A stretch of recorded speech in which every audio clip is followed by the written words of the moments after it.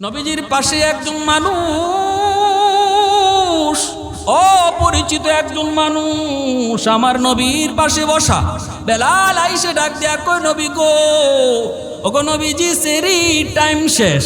নবীজি তখন মুচকি হাসি দেয়া, কই ঠিক আছে বেলাল শুনছি, যাও। বেলাল আবারও চলে আসলেন, আইসা আবার আজান দিয়া দিবেন, একদম গাড়ি মুখ লাগিয়ে গেছি গা। মনে হয় বেলালের ধারণা মতে সেরি টাইম ওভার হয়ে চলছে। আজান দেওয়ার আগে নবী কোন অবস্থায় আছেন। আবার বেলাল দেখতে গেলেন, যে দেখেন এখনো নবী খানা খাইতেছেন। সুবহানাল্লাহ, জোরে কও। এইবার হযরতে বেলাল চিন্তায় পড়ে গেলেন, ঘটনা কি? নবী আমারে শুধুমাত্র কোন ঠিক আছে বেলাল যাও শুনছি, কিন্তু খানা তো নবী বন্ধ করেন না, অথচ সেহরি টাইম ওভার হয়ে চলছে। বেলাল দরজার সামন থেকে আওয়াজ দেয়া, কয় নবী গো, খুদার কসম সেহরি টাইম শেষ। যেই মাত্র বেলাল কয় খুদার কসম সেহরি টাইম শেষ, সাথে সাথে নবীজি কয় আমার বেলাল কসম খেয়ে ফেলছে। মুখে যা ছিল নবী সাথে সাথে তা ফালাইয়া দিছেন, পেটে আর কিছু দেন নাই। পানিটা পর্যন্ত নবীজি আর খান নাই। সোজা চলে আসলেন মদিনার মসজিদে, ফজরের নামাজ পড়া নবীজি মিম্বরে বসলেন। সাহাবায়ে কেরামকে ডাক দিলেন। নবী বলতেছেন, সাহাবীরা রে, আসো সামনে আসো। আমার বেলালের ইজ্জত আমার আল্লাহর কাছে কি পরিমাণ, আমার বেলালের সম্মান আল্লাহর দরবারে কি পরিমাণ, একটু শুনে যাও। সাহাবায়ে কেরাম গুল হয়ে নবীর কাছে বসছেন। নবী বলতেছেন, বেলাল, প্রথমবার তুমি যে যখন কইছো নবী গো সেহরির টাইম শেষ, তখনও জিব্রাইল আমার পাশে বসা। জিব্রাইলে কয় নবী গো টাইম আছে আরো খান। দ্বিতীয়বার তুমি যে যখন কইছো সেহরির টাইম শেষ, তখনও জিব্রাইলে কয় নবী গো আল্লাহ কইছে টাইম আছে, আপনি খান। বেলালে জানেন আপনি খান। তৃতীয়বার যখন তুমি যায় কইছো সেহরির টাইম শেষ, তখনও জিব্রাইলে কয় নবী গো আরো কিছু টাইম ছিল, কিন্তু আপনার বেলাল কসম করার কারণে আল্লাহ পাক বেলালের কসমের ইজ্জত রক্ষার্থে টাইম অফ করে দিছে। আল্লাহ পাক বলেন, কুল ইন কুনতুম তুহিব্বুনাল্লাহ ফাত্তাবিউনি ইউহিব্বুকুমুল্লাহ। আল্লাহ পাক বলেন, বন্ধু তুমি বলে দাও, যারা আমি আল্লাহকে ভালোবাসতে চায় তারা যেন তোমার অনুসরণ করে, তোমার পিছনে পিছনে যেন হাঁটে, তোমার পথ যেন তারা ধরে। তোমার পথ ধইরা যদি তারা আমি আল্লাহকে ভালোবাসতে চায়, আমারে ভালোবাসতে হবে না, বরং আমি আল্লাহ তাদেরকে ভালোবাসবো। এর অর্থ হলো তারা আমাকে পাওয়া লাগবে না, আমি তাদেরকে ফায়া নিমু। আমারে আয়া ধরা লাগবে না, আমি তাদেরকে দইরা নিমু। সুবহানাল্লাহ, জোরে। প্রসঙ্গ চলছে এই জায়গায় ভালোবাসার, প্রসঙ্গ চলছে ভালোবাসার। কথাটা ছিল এমন, আল্লাহ বলতেছেন, বন্ধু তুমি বলো, তারা যদি আমি আল্লাহকে ভালোবাসতে চায় তাহলে তারা যেন তোমার অনুসরণ করে, তবেই আমাকে ভালোবাসা হয়ে যাবে, আমাকে ভালোবাসতে পারবে। কিন্তু আল্লাহ এই কথাটা এইভাবে বললেন না, আল্লাহ কথাটা ঘুরায় বললেন। প্রসঙ্গ ছিল তারা যদি ভালোবাসতে চায়, এভাবে চললে তারা তাদের ভালোবাসা হবে। কিন্তু না, আল্লাহ কথা ঘুরাই লইছেন। আল্লাহ কয়, তারা যদি আমাকে ভালোবাসতে চায় আর তোমার পিছনে পিছনে আয়, তখন আমারে ভালোবাসতে হবে না, বরং আমি তাদেরকে ভালোবেসে কুলে নিব। তাফসীরের কিতাবে মুফাসসিরিন কিরাম লিখেন, কারণ হলো নবীর পিছনে পিছনে হাঁটা, আল্লাহ নবীর অনুসরণ অনুকরণ। খাইতে বসলে আমার নবীর তরিকায়, ঘুমাইতে গেলে আমার নবীর তরিকায়, মেম্বারি করতে গেলেও নবীর তরিকায়, চেয়ারম্যানি করতে গেলেও নবীর তরিকায়, রাষ্ট্র পরিচালনা করতে গেলেও নবীর তরিকায়, ব্যবসা করতে গেলেও নবীর তরিকায়। হার লাইনে যখন একজন মানুষ বন্ধু তোমার তরিকাটাই ফলো করবে, তাকে জানা দিও সে আমাকে পাওন লাগতো না, আমি তারে ফায়া নিমু। সুবহানাল্লাহ, জোরে কও। আমাকে পাওয়ান লাগতো না, আমি তারে তুইলা নিব। এর অর্থ হলো আল্লাহ বুঝাইতে চান রাস্তাটা অনেক বড় কঠিন, আমার বন্ধুর পিছনে পিছনে আসাটা এত সহজ নয়। হাঁটতে গেলে তুমি জায়গায় জায়গায় পড়ে যাবা। আমার বন্ধুর পিছনে পিছনে তুমি হাঁটার নিয়ত করে শুরু করেছো, কিন্তু বান্দা মাঝে মাঝে তুমি হুচটকে পড়ে যাবা। আমার বন্ধুর অবিকল নমুনা তোমার হবে না, ইত্তেবা তুমি পুরাপুরি পারবা না, নিয়ত তোমার পুরাপুরি করার। এরপরও কোনো জায়গায় তোমার কোনো কিছু ঘাটতি হয়ে যাবে। ফিসলা খাইলি বায়, হুসট খাইলি বায়, যখন হুসট খাইবায় তখন আমি যাই তোমারে দৈরে লাইমু। সুবহানাল্লাহ। কেমনে? ছোট ছোট বাচ্চারা যখন হাঁটা শিখে, বাবা যখন বাচ্চারে হাঁটা শিখায়, মা যখন ছোট্ট শিশুটারে হাঁটা শিখায়, ওই জায়গা থেকে শিশুটারে ডাক দেয়া কয়, মায় ডাক দেয়া কয়, বাবা এই যে আসো, এই যে আম্মু, এই যে আম্মু, এই যে আব্বু, এই যে আব্বু। এই বইলা শিশুটারে মা হাঁটা শিখায়, বাবা শিশুটারে হাঁটা শিখায়। মা ভালো করে জানে বাচ্চাটা এই পর্যন্ত আসতে পারবে না, বাবা ভালো করে জানে এই পর্যন্ত আসতে পারবে না, মাত্র হাঁটা শিখেছে, 2 কদম 3 কদম দিয়েই বাচ্চাটা হয়তো পড়ে যাবে। মা ওভার শিওর থাকে, বাবা ওভার শিওর থাকে, সতর্ক থাকে, বাচ্চারে পড়তে দেয় না।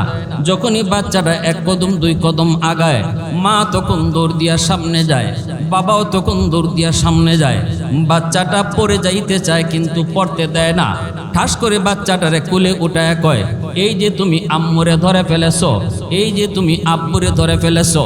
না না, এই জায়গায় বাচ্চায় ধরে নাই, ধরছে যায় মায়, ধরছে যায় বাবায়। কিন্তু বাচ্চারে বুঝ দিয়া কয়, এই যে তুমি আব্বুরে ধরছো, এই যে তুমি আম্মুরে ধরছো। সাহস জুগায়, সাহস জুগায়। ঠিক তেমনি আল্লাহ কয়, বান্দা আমার রসুলের পিছনে পিছনে হাঁটতে যায় যখন তুমি কোথাও কোথাও হুচট খেয়ে পড়ে যাবা, আমি আল্লাহ তখন কুদরতি কুলে তোমারে উঠায় কইমু, বান্দা এই যে তুমি আমারে ধরে ফেলছো, মূলত তুমি ধরো নাই, আমি তোমারে যায় ধরছি। কুল ইন কুনতুম তুহিব্বুনাল্লাহ ফাত্তাবিউনি ইউহিব্বুকুমুল্লাহ। ইউহিব্বুকুমুল্লাহ কইয়া আল্লাহ প্রসঙ্গ ঘুরাইলিস। ভাইরা বন্ধুরা, আরেকটা জিনিস হলো, এরপরে আল্লাহ পাক বলেন, ওয়ায়াগফির লাকুম যুনুবাকুম ওয়াল্লাহু গফুরুর রহিম। আল্লাহু আকবার, জোরে কোন। আল্লাহ কই, বান্দা যখন তুমি আমার বন্ধুর পিছনে পিছনে হাঁটতে আইয়া আমি আল্লাহর বাড়ি পর্যন্ত পৌঁছতে যাইয়া তুমি হুচটকায়া পড়বা, কখনো কখনো ফইরা তোমার পায়ে একটু ব্যথা লাগবে, কখনো কখনো ফইরা তোমার গায়ে একটু ধুলাবালি লাগবে। বাচ্চা যখন মার কাছে আসতে চায়, কখনো কখনো ফইরা যায়, ফললে মা টান দিয়া বুকে তুলবার সময় কিন্তু কাপড়টার একটা জারা দিয়া লয়, ঠিক না নি? বাচ্চাটার গায়ে ধুলা লাগছে, মা কিন্তু ঝাড়া দিয়া ধুলাটারে সরাইছে। আল্লাহ কয়, বান্দা আমার বন্ধুর পিছনে পিছনে তুমি হাঁটার চেষ্টা করেছো, আর মাঝে মাঝে তুমি হোঁচটকে পড়ে গেছো। এর অর্থ হলো মাঝে মাঝে তোমার গায়ে কিছু গুনাহ লাগছে, মাঝে মাঝে তোমার শরীরে কিছু গুনার আচর লেগেছে, ধুলাবালি লাগছে, মানে গুনার কিছু আচর লেগেছে। কিন্তু আমার বন্ধুর পিছনে পিছনে নিয়ত কইরা হাঁটার কারণে আমি আল্লাহ তোমাকে আমার কোলে তুলবো। তোলার আগে তোমার গায়ের যে গুনার ধুলাবালিগুলি, ওয়ায়াগফির লাকুম যুনুবাকুম, তোমার ধুলাবালিগুলিও আমি ঝাইরা পরিষ্কার করে দিব। মা যেমন সন্তানকে কোলে তোলার আগে ঝাড়া দিয়া শরীরের ধুলাবালিগুলি পরিষ্কার করে কোলে উঠায়, আল্লাহ রাব্বুল আলামিন কয়, বান্দা তোমাকেও আমার কুদরতি কোলে তুলবো। তোলার আগে তোমার গায়ে যে কিছু গুনার ধুলাবালি লাগছে, এটাও আমি পরিষ্কার কইরা দিমু। ওয়াল্লাহু গফুরুর রহিম। আমি আল্লাহ শুধু গুনাহ ক্ষমা করি তা না, আমি দয়া আর মায়ার সাথে গুনাহ ক্ষমা করি। আমি বান্দা তোমার গুনাহ মাফ করি রাগান্বিত হইয়া না, আমি তোমার গুনাহ মাফ করি গুসা হইয়া না, আমি তোমার গুনাহটাও মাফ করি অন্তরে দয়া লইয়া। সুবহানাল্লাহ। এজন্যই সাহাবায়ে কেরাম রাদিয়াল্লাহু তাআলা আনহুম তারা দিন বুঝতেন না, রাত বুঝতেন না, দাঁড়ানো বুঝতেন না, বসা বুঝতেন না, একটাই বুঝতেন আমার গোটা জিন্দিগির নমুনা কেমন করে রসুলের নমুনায় হয়ে যায়, বসাটা কেমন করে নবীর নমুনায় হয়, হাঁটাটা আমার কেমন করে নবীর নমুনায় হয়, আমার ব্যবসা কেমন করে নবীর নমুনায় হয়, আমার সামাজিক অবস্থান কেমন করে নবীর নমুনায় হয়, আমার বুট আমানত এটা আমার নবীর নমুনায় কেমন করে হয়, সমাজের দায়িত্বশীল কারে বানাবো এটো আমার মন গড়া নিয়তে নয়, এটো আমার নবীর তরিকায়, ঠিক কিনা জোরে কও। একটাই সমস্যা একটাই, ভালো করে বুঝি, কিন্তু আমি আজকে চলতেছি আমার মর্জি মতো, আল্লাহর চাই রসুলকেও চাই, কিন্তু কোন পথে হাঁটলে আল্লাহ পাওয়া যায় এই পথে না। আমি আমার মর্জি মতো ঘর চালাই, আমি আমার মর্জি মতো দোকানদারি করি, আমি আমার মর্জি মতো মেম্বারি করি, আমি আমার মর্জি মতো চেয়ারম্যানই করি, আমি আমার মর্জি মতো এমপিগিরি করি, আমি আমার মর্জি মতো দুনিয়াদারি করি।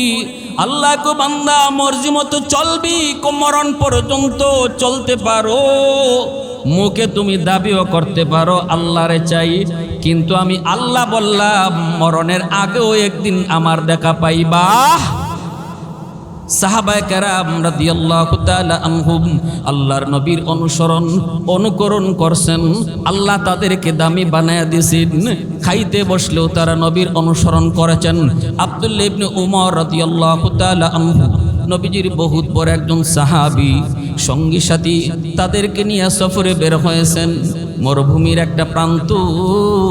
ওই জায়গায় যাবার পর তিনি বলতেছেন কাফেলা থামো, কাফেলা থামায়া তিনি উটের পিঠ থেকে নামলেন, কিছু দূরে যায় তিনি হাজত সারলেন, কিন্তু সাথী সঙ্গীরা বুঝলেন তিনি হাজত সারেন নাই, হাজত সারার মতো তিনি বইছেন, এরপরে ওইটা চলে আসছেন, আইসা আবার বলতেছেন কাফেলা চলো। সাথীরা বলতেছে হযরত আপনি তো হাজত সারলেন না, শুধু নামলেন ওই জায়গায় যায় বসলেন, আবারও আপনি উঠে চলে আসলেন, কেন আপনি এমন করলেন? আব্দুল্লাহ ইবনে উমর রাদিয়াল্লাহু তাআলা আনহু নবীজির সাহাবী, তিনি তখন চোখের পানিটা সাইরা কয় সাথীরা রে, এই জায়গায় আসা মাত্রই আমার স্মৃতি উচ্চারণ হয়েছে, আমার মনে পড়ে গেছে একদিন আমি দয়ার নবী মায়ার নবীর সাথে এই জায়গা দিয়ে কোথাও যাইতেছিলাম, এখানে আসা মাত্রই নবীজি বলেছিলেন আব্দুল্লাহ একটু থামো, আমার হাজতের প্রয়োজন হয়েছে। নবীজি ওই জায়গায় যায় তিনি বসছেন, বৈশা তিনি হাজত সারছেন, এরপরে আবার আমরা রওনা দিয়েছি। আমার মনে পড়েছে এই জায়গায় আসা মাত্রই জায়গাটা দেখে আমি চিনে ফেলেছি, ওই সেই জায়গা যেখানে আমার প্রিয় নবী বসে বসে তিনি হাজত সারছেন। আমি আমার মনে জিগাইলাম আব্দুল্লাহ একটু বল বল, তুই কি এখানে হাজত সারবি? যদি সারতে পারো তাহলে আমার নবীর নমুনায় হয়, আল্লাহু আকবার জোরে খাও।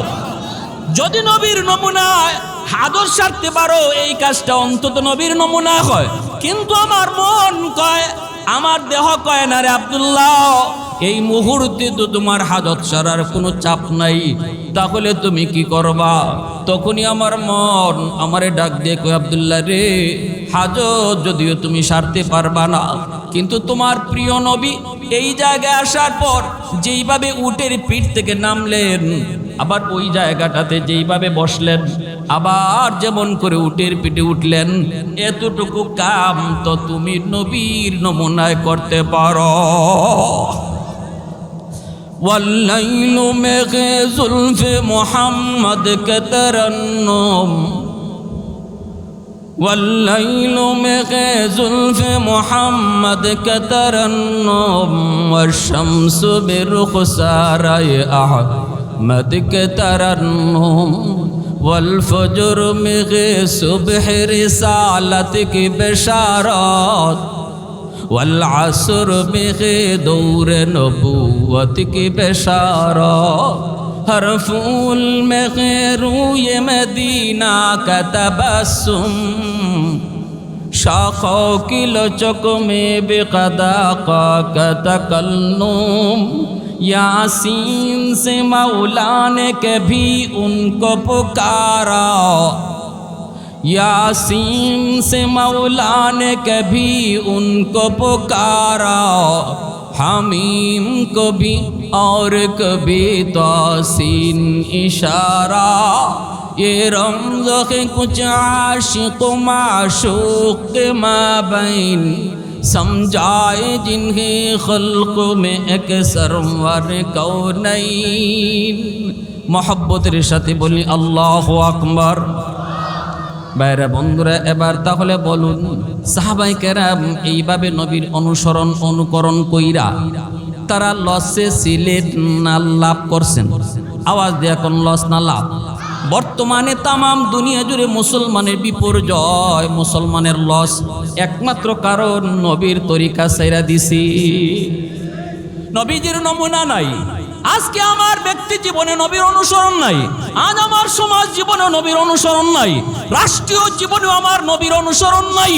সব কিছু নিজের মর্জি মতো, ঠিক কিনা জোরে কও? সব কিছু নিজের মর্জি মতো, যার কারণে তামাম বিশ্ব জুড়ে মুসলমানের বিপর্যয়। যেই জমানার মুসলমানের নাম শুনলে পরে বেদিন বেঈমানের অন্তর আত্মা কেঁপে উঠত, সেই জমানা ছিল নবীর রঙে রঙিন, সেই জমানা ছিল মদিনাওয়ালার রঙে রঙিন। আজ আমরা ইহুদি নাসারাদের রঙে রঙিন। মুসলমানের পোশাক আশাক বলি, মুসলমানের চেহারার নমুনা বলি, মুসলমানের ব্যবসার ধরন বলি, মুসলমানের রাজনৈতিক ধরন বলি, সব কিছু ইহুদের থেকে আমদানি, খ্রিস্টানদের থেকে আমদানি, যার কারণে আজকে আমাদের বিপর্যয়। আওয়াজ দেখো ঠিক কিনা? একটাই মুক্তির পথ, সব রং ছেড়ে দাও, মদিনাওয়ালার রং ধরো। আজও মুসলমান নাম শুনলেই বেঈমানরা ভয় পাবে। কারণ হলো একটাই তাদের মিশন। আমাদের সাথে কে আছে এটা আমাদের দেখার বিষয় না। আমেরিকা আমার পাশে আসেনি না নাই, ভারত আমার পাশে আসেনি না নাই, চীন আমার পাশে আসেনি না নাই, কেউ আমার পাশে প্রয়োজন নাই। চীন আমার বন্ধু নয়, ভারতও আমার বন্ধু নয়, আমেরিকাও বন্ধু নয়। মুসলমানের বন্ধু হলো আল্লাহ, মুসলমানের বন্ধু হলো তাদের নবী। একটাই তোমার টার্গেট হবে, একটাই তোমার মিশন হবে, আমি আমার আল্লাহকে আমার সাথে রাখতে পারলাম কিনা। যদি তুমি খুঁজে দেখো তোমার সাথে তোমার আল্লাহ আছে, লাগবে না আর কাউকে। বেদিন বেঈমান যদি কোটি কোটিও হয়, মুসলমান যদি একজনও হয়, তবু বিজয় মুসলমানের হবে। আজ আমাদের একটাই ভুল, কারে সাথে রাখবো এটা ভুলে গেছি। আমরা আমেরিকারে ডাকি, আমরা কেউ ভারতরে ডাকি, আমরা কেউ রাশিয়ারে ডাকি। এ কয় আরে দেখো ভারত সাথে আসেনি, আরেকজন আরে দেখো রাশিয়া লগে আসেনি, আরেকজন কয় আমেরিকা লগে আসেনি। আল্লাহ নারাজ হয়ে বসা, আল্লাহ অত্যন্ত নারাজ হয়ে বসা। বান্দা তোর তো এটা কথা ছিল না, তোর কথা ছিল দেখো আমার আল্লাহ সাথে আছে কিনা। ভুলে গেছি আমরা, আসল কথাটাই ভুলে গেছি, যার কারণে আজকে আল্লাহ আমাদের উপরে নারাজ। চারদিকে মুসলমানের হাহাকার, চিৎকার, কান্নার রোল, কই আল্লাহর সাহায্য আসে না। আমরা তো নারাজ করে ফেলছি। দুই বন্ধু, অসুবিধা হইতেছে আপনাদের?